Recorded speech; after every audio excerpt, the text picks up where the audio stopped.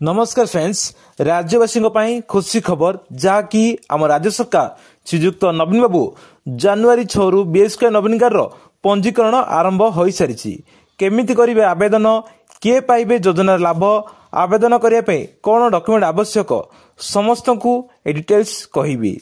हाँ फ्रेंड्स, समस्त को मागणा चिकित्सा जोगाई आरंभ कर नवीन कार्ड अर्थात आम राज्य सरकार जनसाधारण स्वास्थ्य को दृष्टि रखी आरंभ प्रक्रिया आरंभ कर गत 1 तारिख में स्वास्थ्य सचिव शालीन पांड्यन समस्त जिलापाल को चिठी लिखि बीएसके नवीन कार्ड योजना बाबद अवगत कराई। जनवरी 6 तारिख यही कार्ड पंजीकरण आरंभ हो सारी। पंचायत सहर में आसंता 16 तारिख जाए ऑनलाइन पंजीकरण आरंभ होब। बीएसके नवीन कार्ड में मास 1 तारिख यही योजना लाभ उपलब्ध हेब। एबे आसंतु फ्रेंड्स, केमिति करिवे आवेदन, केउ माने पाइबे लाभ, आवेदन करने कौन डॉक्यूमेंट आवश्यक संपूर्ण डिटेल्स ए वीडियो माध्यम कहबी।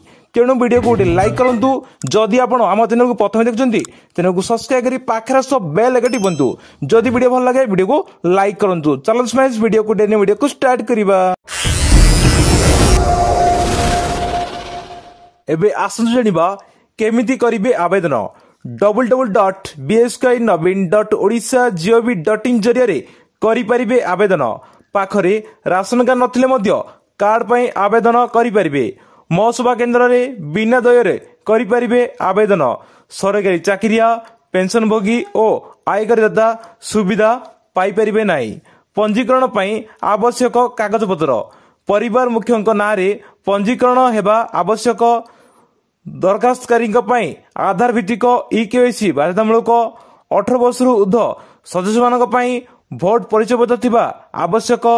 दरखास्तकारी मोबाइल नंबर आधार कार्ड सह संजोग होइतिबा आवश्यक। जदि 5 वर्ष कम पिलांक आधार कार्ड नथिले 30 जून सुधा आधार नंबर दाखल पई अंडरटेकिंग देबाकू पड़िबो। आम राज्य सरकार गाँ ठारू सहर पर्यंत समस्त जनसाधारण को सहज सुविधा जोगाई समस्त एसएचजी ग्रुप, पंचायत डिपार्टमेंट, महिला संघ एवं शिशु कल्याण विभाग, ब्लॉक ऑफिस सरकारी अधिकारी को नवीन कार्ड योजनार प्रसार करने नोटिस ग्रहण करिसेंती।